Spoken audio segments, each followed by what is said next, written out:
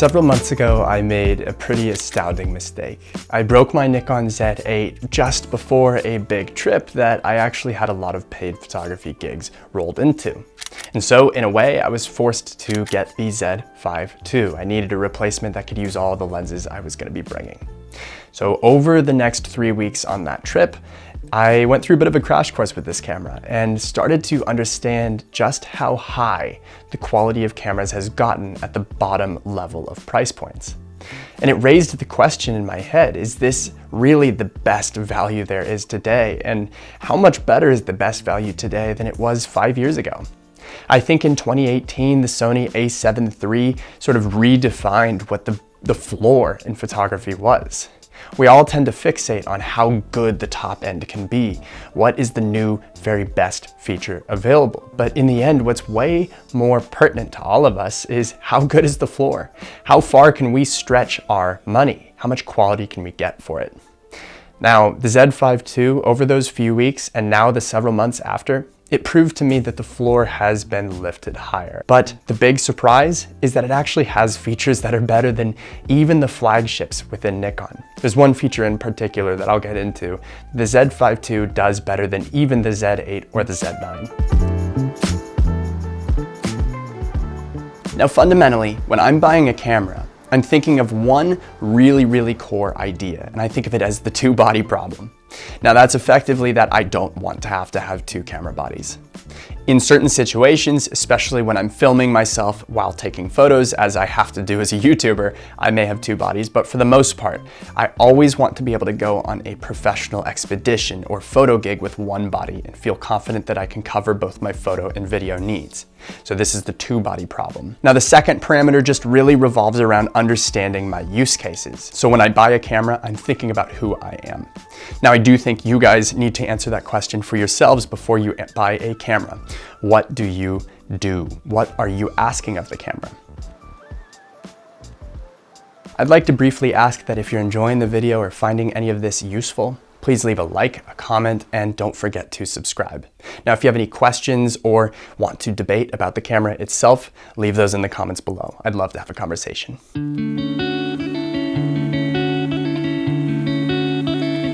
Whether you use a Nikon or not, you likely know that it has this legacy of good image quality. So the question is whether the Z5II is able to live up to that standard created through the long lineage of cameras released. And the answer is absolutely yes. I'm a Z8 user, that's what you're looking at me through now, and the quality that camera produces is astoundingly good. So I was worried that the Z5II wouldn't be able to keep up. I need the photos that I create with this to fit into the portfolio of images I've created with that. Now, it's worked perfectly. The contrast from this camera is very good. The colors are as good as I've seen from any camera. Nikon has always been particularly good with greens, which stick out in a lot of my images. But more impressive, and what makes this camera actually really useful as a person that also owns a Z8, is its ability to manage low light situations. Now, first off, that has to do with dynamic range, where the Z5II is great. But what's more impressive, and maybe the biggest reason to get this camera, even as a person that owns a Z8, is its ability to manage ISO. The ISO performance is very good. I feel very comfortable pushing ISOs past 12,800 in this camera if needed, because they're so clean. Now that makes this an astoundingly good camera for astrophotography, for adventure photography, for event photography, or really any situation where you know you might be getting into situations with really low light. So the Z5II, the image quality is so good. Now, you have a suite of tools that work really well with the camera. It's gonna be things like pre-release capture, like an intervalometer, like the ability to focus down to really low exposure levels. Now, what do I mean by that? Even better than the Nikon Z8, the Z5II can focus down to 10 stops under. It's so good, and it means that this camera can work for me in situations that even the Z8 doesn't work as well. So in terms of image quality, this camera is just really good. Now, keeping with that point of autofocus, I want to touch on that just a little bit more with the Z5II. Like I said, it functions really, really well when it's dark, but when it's light and in just normal situations, can it stack up to the other cameras on the marketplace? The high ends of Canon, the top-notch Sony autofocus that's become so famous. Well, I think the Z5II slots in really, really well. I used to use the Canon R5, and I find that my Nikon cameras are every bit as good in terms of autofocus. The Z5II has the absolute newest and most up-to-date processors and algorithms that the Z8 has, the Z9 has, the Z6 III, and it means that the standard of autofocus performance is as good as your top-of-the-line cameras. So, autofocus, super, super reliable, but that ability to shoot before light has come up and after light has left, that even surpasses the Z8 and the Z9, and I find that absolutely astounding.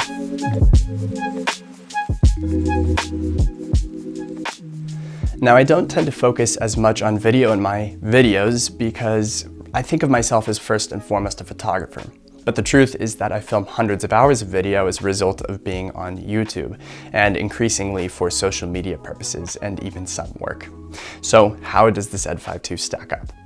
Well, first and foremost, you have N-Log, which is known to be a very pliable log footage.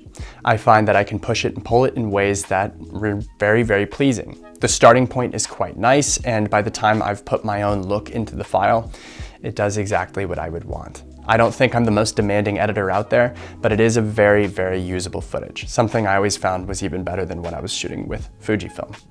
So I really, really like the quality. Now you can shoot 4K 24 and 4K 30 uncropped, and if you want to get up into 4K 50 and 60, it's possible as well, just with a bit of a crop. But those are still excellent footages. Now the big concern has to do with rolling shutter. Rolling shutter is essentially the byproduct of a slow readout speed on a sensor. It means that as the camera is reading each line of the sensor, if it's doing it more slowly, there's a chance for that whatever is in front of the sensor, whatever's in your image, to move a little bit by the time it has gotten to that point in the readout. So things like a bird flapping its wings, things like something passing by very quickly, can begin to warp and bend to some extent. Now, for me and my work, I have never experienced it, but that's just because I don't shoot that kind of stuff. Look, if you are a bird videographer, this probably isn't the camera for you. That rolling shutter is actually quite poor. If you're going to be shooting video from moving trains all the time or from moving cars, this might not be the camera for you. But for me, where I'm largely doing static shots, where I'm largely doing gimbal style walking shots, where ultimately I'm not testing that panning capability of the camera, the footage is fine and the rolling shutter just doesn't bother me. I think this is actually an incredibly good value video camera. And for many YouTube creators, for many documentary style filmmakers, this might be all you need. Now you have all kinds of good features for gathering focus, for checking your peaking, and for your general filmmaking work, it's gonna work just fine. But it's got a micro HDMI, it's got poor rolling shutter, which may affect some people more than others, and it's not necessarily going to be a video first product. Do with that information what you will.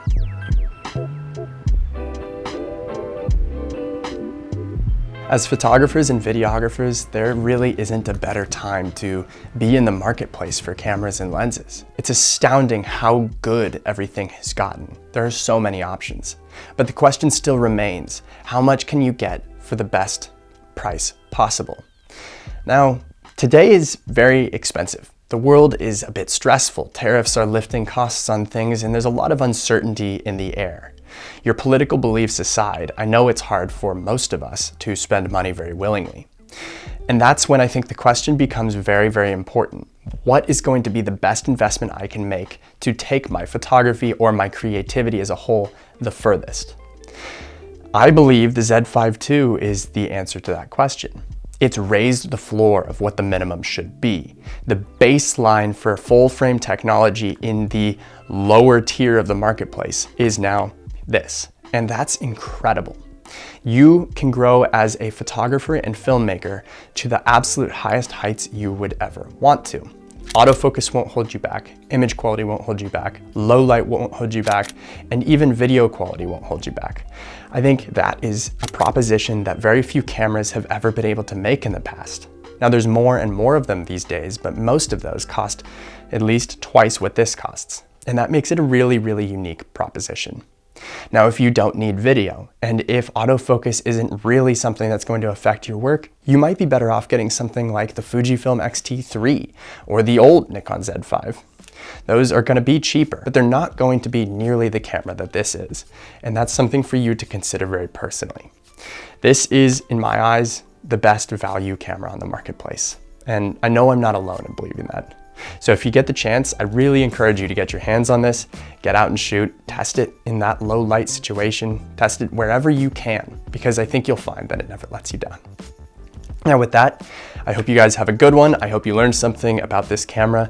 And most importantly, I hope you get out today on some kind of fun adventure, because that's where you're gonna get your images. Have a good one. I'll talk to you soon.